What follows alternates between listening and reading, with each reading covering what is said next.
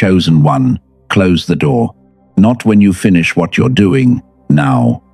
Wherever you are, whatever is around you, create space between yourself and the noise. Because what I'm about to say was not written for a room full of people. It was written for one person. And I believe, with everything in me, that person is you.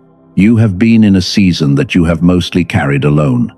Not by accident, even though it has felt that way. Not as punishment, even though there were moments you wondered if you had done something to deserve the silence. You have been pulled inward, away from the crowd, away from conversations that could not hold the weight of what you were carrying.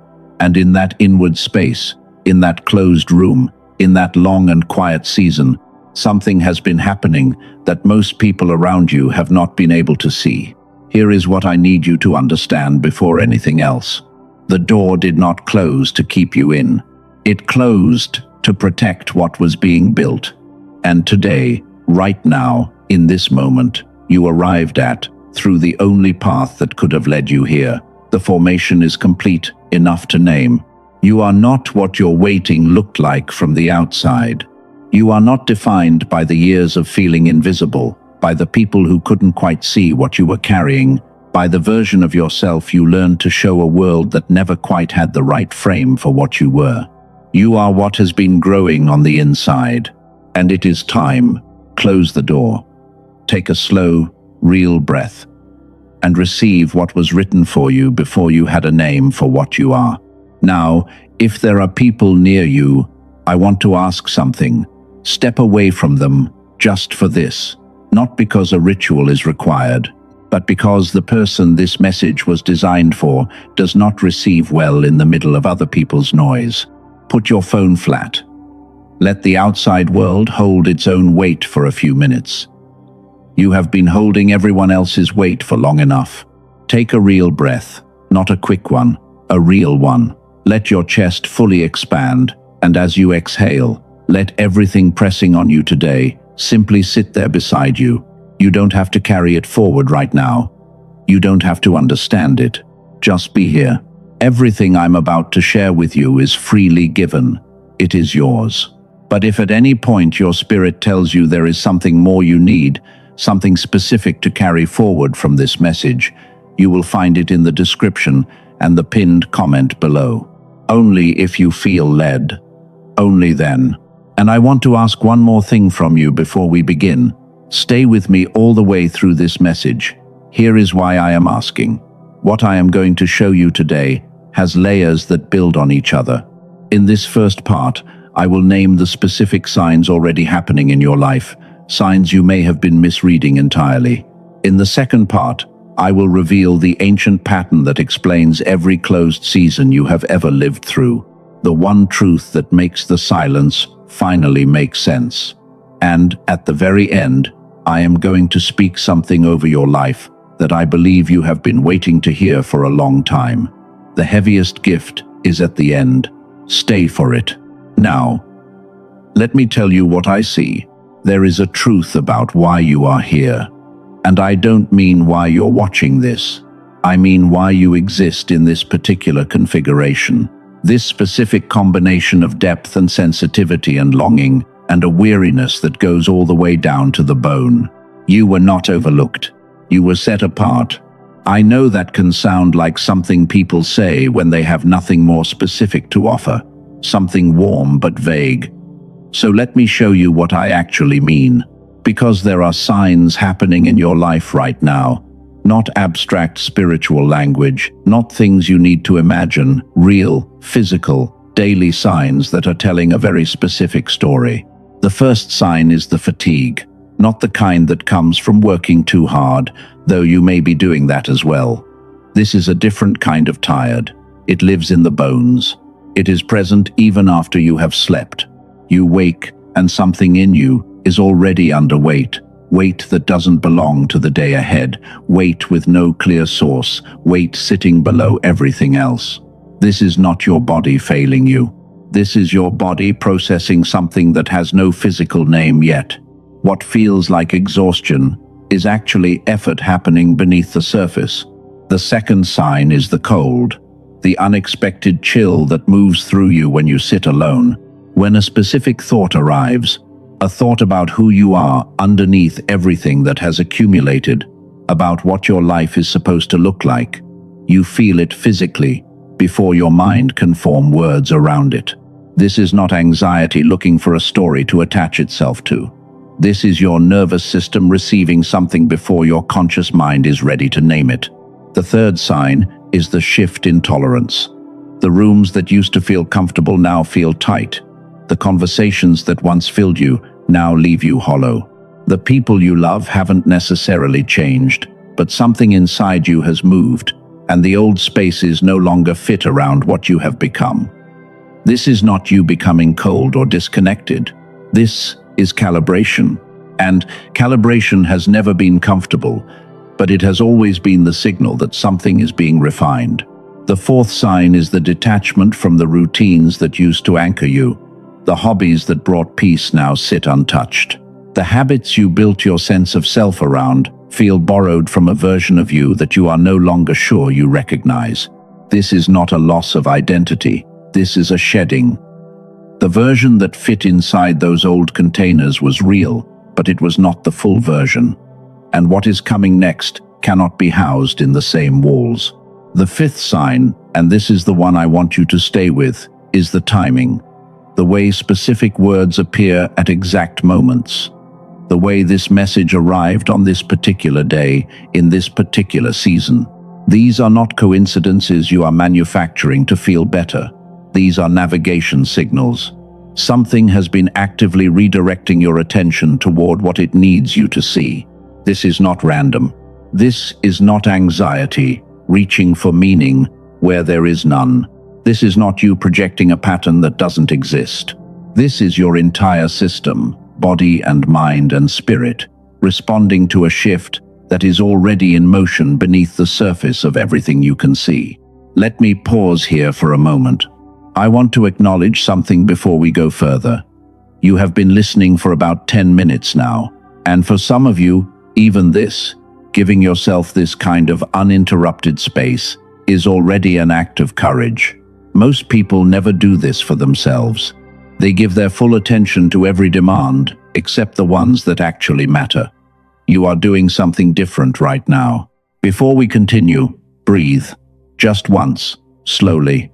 Nothing to receive, nothing to release. Just breathe. Pause, dice. Good. Now let's go deeper. Because what I want to show you next is the reason behind everything I just named.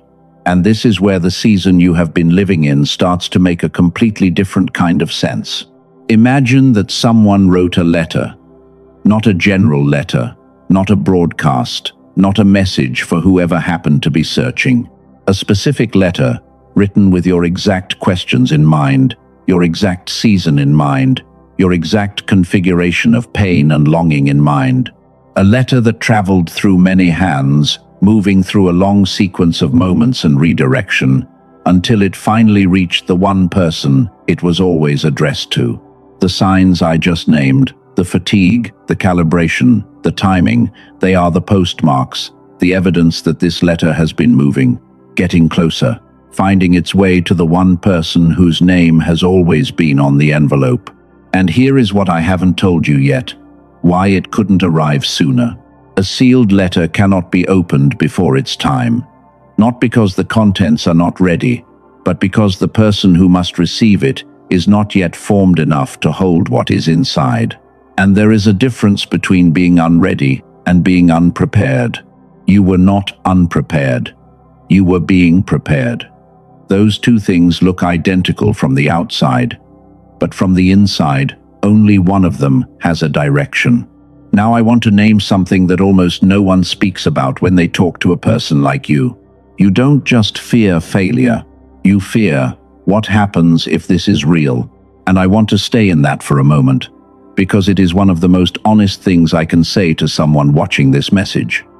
The deeper fear, the quieter one, is not that the breakthrough never comes. It is what happens if it does. What if the weight of it is more than you can carry alone? What if the light arrives and changes you into someone you don't recognize? What if you step into the thing you were built for, and somewhere in the middle of it, the doubt turns out to be right. That fear is heavy, and it is real. But here is what that fear actually is. The people who stepped into their greatest assignments with no hesitation, no weight, no fear at all. They had no awareness of what they were carrying. The fear you feel, this specific and this particular, is not evidence that you are disqualified. It is evidence that you understand the assignment. Only someone who is genuinely called carries a fear this precise. And there is something I want you to know about these two voices inside you, because they sound similar and they are not. One is the voice of fear. The other is the voice of formation. Fear is reactive. It contracts. It carries a thread of shame underneath it. Formation is quiet. It is spacious. It doesn't demand that you prove anything right now. Fear says, stay hidden because you might fail. Formation says, stay in process because the work is not yet finished. You have been hearing one of those voices and calling it the other. Now you know the difference. You were not closing the door because you were weak. You were closing it because something in you understood, before your mind had language for it, that what was being built inside you deserved protection. And now I want to give you permission to carry that understanding forward. You are allowed to close the door from wisdom rather than from fear. You are allowed to protect your silence, not because you are hiding, but because you are forming into something the world has not yet seen. You are allowed to outgrow the rooms and conversations and identities that could not contain what you are becoming. You are allowed to release the guilt of becoming unavailable to the version of your life that was simply too small. You are allowed to stand at the edge of something real and tremble and still step through. And you are allowed to receive a message that was written specifically for you, without explaining yourself, without justifying it, without apologizing for the fact that it was not written for everyone. Before we go further, let me say something briefly. I will return to this in full detail in the second part of this message, but I want to name it now. There is a tool called the Genius Song. A neuroscientist named Dr. Robert Lake spent over 34 years studying what separates human minds that operate on a completely different level of clarity and intuition and creative power. And what he found led him to create a 7-minute audio track that uses a process called brain entrainment to reactivate the dormant frequency, the one that was fully alive in you as a child, the one the world's systems quietly suppressed as you grew, the one your closed season has been unknowingly protecting all this time. You listen through headphones, you close your eyes, and it shifts your brain into the gamma state, the frequency that science associates with peak clarity, deep intuition, and what researchers call genius-level access. I will come back to this in complete detail. For now, if something in you is already responding to what I just said, the information is in the description and the pinned comment below. Only if you feel called. Only then. Now, let me show you the pattern this connects to, because what Dr. Lake discovered in a laboratory is something that two specific people already knew in a closed room, long before science had words for any of it. And when you see this pattern clearly, every season of your life is going to look completely different. There is a pattern that runs through thousands of years of human experience. It appears in ancient texts, in the lives of people who changed the world in ways they never anticipated, and in the quiet stories of people you will never hear about in any history book. And it is the same pattern that your life has been following all along. Let me show you two people. The first is a man named Joseph. If you know his story, I want you to set aside what you think you know for a moment, because the part that matters most is the part that usually gets skipped over. Joseph was the one who dreamed. From the time he was young, he carried a vision of a future that had no evidence yet, no support, no validation from the people closest to him. His own brothers, the people who should have understood him best, could not receive what he was carrying. And they didn't just misunderstand him. They threw him in a pit, and then they sold him. And then he ended up in a prison cell in a foreign country, with no explanation for how the dream could possibly survive when the dreamer had been buried. But here is what I need you to understand about that pit. The pit was not where Joseph went to be forgotten. The pit was where his assignment was sealed. Because what he was carrying, that specific vision, that specific frequency, that specific calling, could not have survived full public exposure before it was complete. The premature visibility would have destroyed it. The very people who were supposed to celebrate him became, unknowingly, the mechanism of his protection. The pit was not an accident, it was architecture. And then there is Hannah. Hannah went to the temple alone. In a time when prayer was a communal act, she separated herself from the crowd. She wept privately. She prayed with such intensity that her lips moved but no sound came out, and even the priest, the person whose entire role was to understand these things, looked at her and thought she was drunk. He completely misread what was happening in front of him. She was not drunk. She was transmitting. She was in the most powerful room she had ever been in, not because of what surrounded her, but because of what was happening inside her. And the ancient text uses a specific word for people like Hannah. The original Hebrew word is segula, and segula means something precise. It means treasured possession. It means the one who is set apart, not because the others were worth less, but because this one was carrying something that required a specific kind of consecration, a specific kind of private formation before it could be trusted to the open space. Hannah was not alone because she was rejected. She was alone because that was the only room powerful enough to hold what she was carrying. I want to tell you about someone else. I won't give you her name. She didn't offer it. But she sent a message I have thought about many times since. She described 2 years in which her world contracted slowly, and then all at once. Friends drifted. Invitations stopped coming. The connections she had built, her sense of belonging around, quietly ended, one by one. And she said that during those 2 years, she genuinely believed she was being punished, that something was working against her, that she had done something wrong to deserve the silence. She wrote, "I thought I was being emptied. I was being made room." 1 year after the isolation ended, she stepped into the work she had been quietly avoiding her entire life. And she said it felt less like beginning something new, and more like finally arriving somewhere she had always been walking toward without knowing it. Your pit is not your grave. Your private room is not your punishment. And the pattern running through Joseph, through Hannah, through this woman, is the same pattern that has been running through your life all along. Now, before I can show you the tool that connects directly to everything we have been discussing, because I will show you, there is one more thing I need to reveal, the revelation that holds all of it together, the one that was assembled specifically for where you are standing right now. This is the part I have been carrying since before this message began. Stay with me. Here is the truth. I need you to hear this slowly. Let it land before you try to do anything with it. The door in your life that closed, the one that felt like exile, the one that sent the people away and quieted the opportunities and left you with a silence too heavy to easily carry. That door was not closed against you. It was closed for you. What felt like abandonment was actually assignment. What felt like invisibility was actually incubation. What felt like silence was actually the sound of something being built that had no name yet. What felt like being left behind was actually being placed in the only position where what you carry could finish forming. What felt like rejection was the most specific form of protection you have ever received. Every season you called your wilderness. Every month you carried the weight of a promise that had not yet arrived.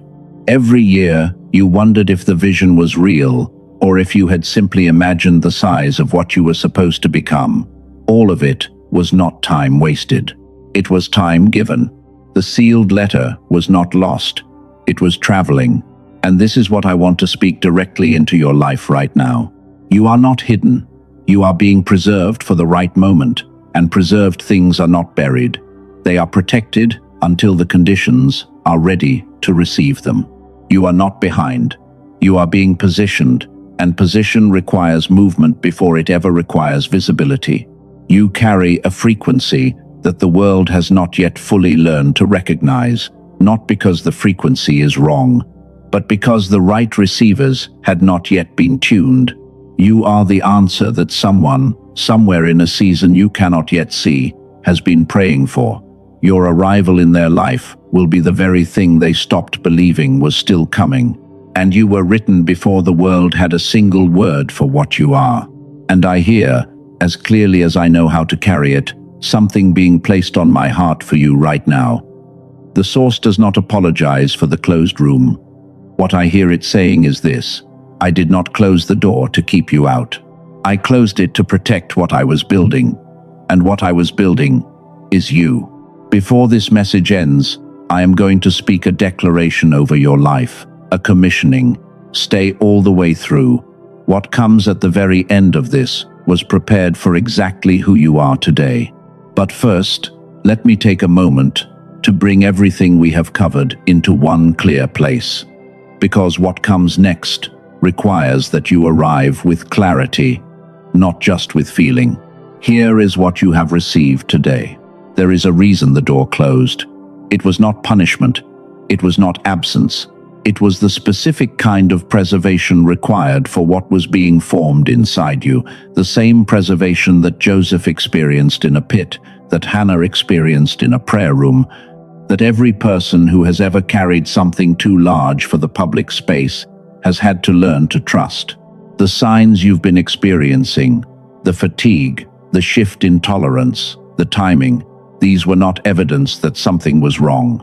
They were evidence that something was already moving, your whole system responding to a shift that had already begun beneath the surface of what you could see. And the truth that holds all of this, the one I need you to carry forward, is this: you are not behind. You were not forgotten. You were not a mistake in the timeline of your own life. You were being built, specifically, intentionally, with a frequency that the world has not yet seen the full expression of. Now let me show you something that connects directly to that. A research team at Princeton, working alongside colleagues at Harvard, spent decades studying what actually separates human minds that seem to operate on a completely different level. Not different in the traditional sense of discipline or circumstance, different in the sense of access, a quality of clarity and intuition and creative flow that most people only touch in rare moments, briefly, and then lose again. What they found was not what they expected. It was frequency, specifically the gamma brainwave, a brainwave that every child carries in full expression, one that science links to the moments of deepest insight, clearest creativity, and most powerful intuition in human experience. The brainwave present during the moments people describe as their most alive. And here is what decades of research revealed happens to that frequency over time. Starting around the age of 7, in most people, gamma begins to decline. Not because of anything the child did wrong, not because of trauma alone, though trauma accelerates it, but because of the relentless pressure to fit inside systems that were never designed to keep that frequency alive. Educational structures, social demands, the gradual compression of a vast inner world into something more manageable and more quiet. Researchers call this the decline effect. Dr. Robert Lake spent 34 years studying one question: can gamma be restored? Not temporarily accessed in rare moments, but genuinely, lastingly reactivated. The answer he found is yes. And before I tell you how, I want you to understand something about the frequency you have been carrying. The reason your closed season felt different from everyone else's. The reason the solitude felt both heavy and, somewhere underneath it, somehow sacred. What has been living inside you, what your closed room has been protecting, is the gamma frequency that the world's systems could never quite fully suppress in you. You were not too sensitive. You were too activated for the containers they were offering. Let me tell you briefly about a man.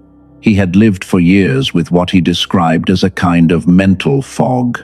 Not an inability to function, but the persistent sense that something in him was not operating at the level it was supposed to.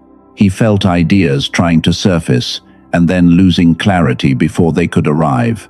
He had tried different approaches, different programs, several things that promised significant shifts. Nothing reached the depth he was looking for. He listened to the genius song for 4 consecutive mornings. On the 4th morning, he wrote 2 sentences. He said, "The lights came back on."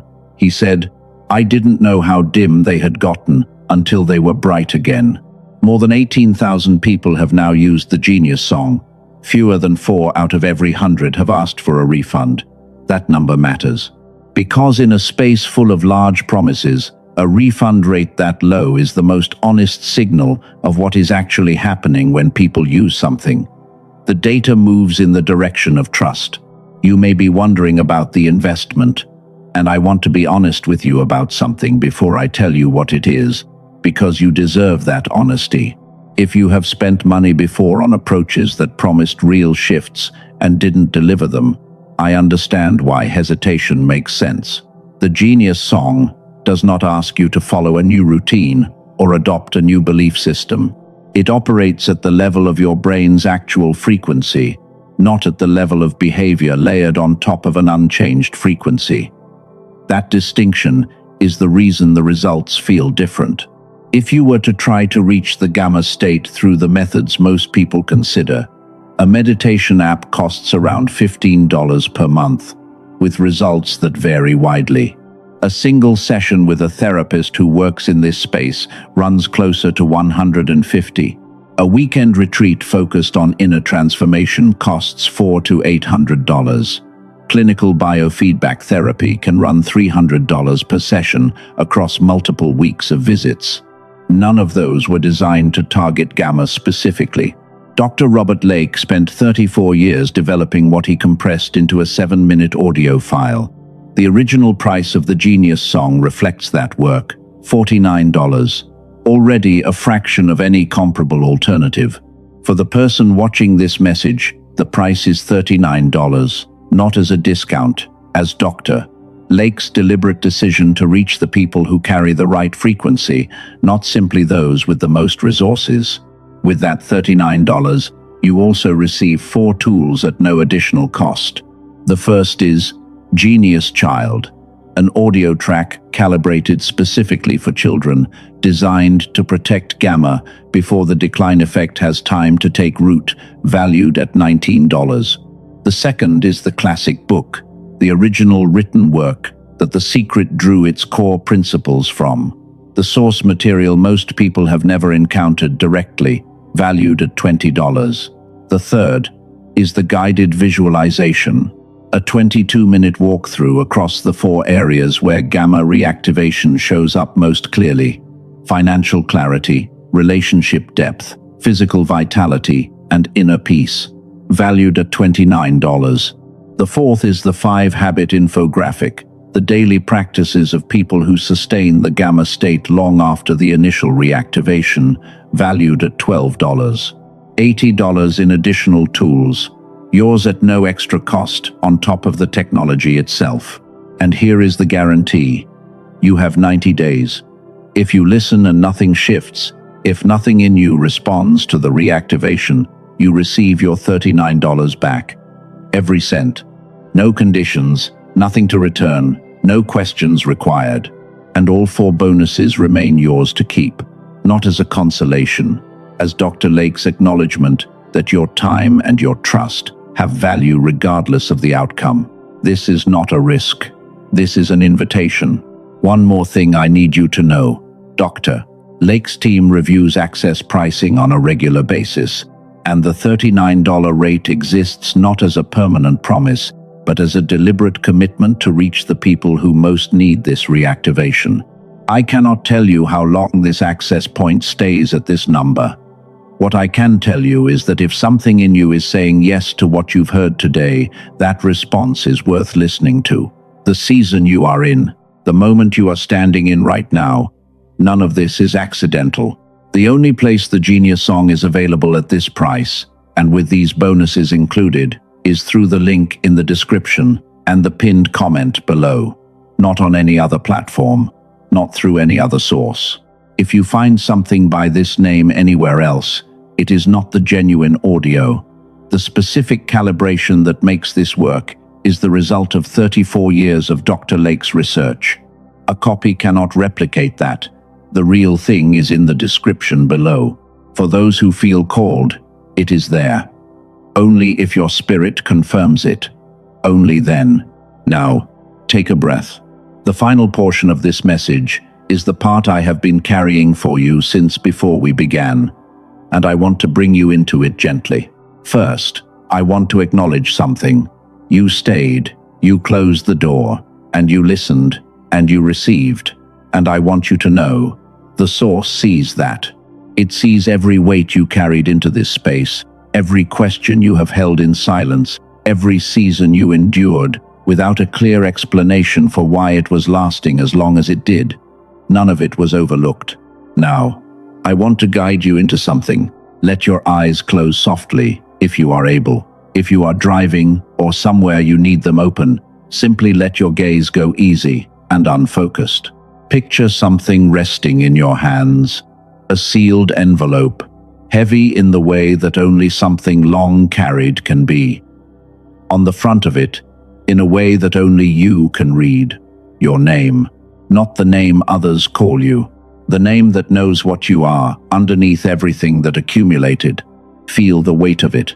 Everything that was written in the closed season, everything that was formed in the quiet, every truth about you that the world did not yet have eyes to see. And now, slowly, break the seal, not with force, with the quiet authority of someone who has finally arrived at what was always theirs. Open it, and what you find inside is not a list of demands or a set of things you still must earn. It is a reflection. You look inside, and you see yourself, the real version, the one that existed before anyone had the chance to define you, the one that has been growing in the closed room all this time. Now, picture every label placed on you that never fit, every season that made you smaller than what you were, everything you carried that belonged to someone else's story about you. Picture it as weight sitting on your shoulders, and simply, without ceremony, let it fall. You are done carrying what was never yours to carry. And now let me speak something over you, directly, because this is the word I have been holding since this message began. You are chosen. You are commissioned. You are sent, not into a life of performance, not into a life of proving what you were always going to be, into a life of simply being, fully and completely, and without apology, who you were written to be before the world placed a single definition on you.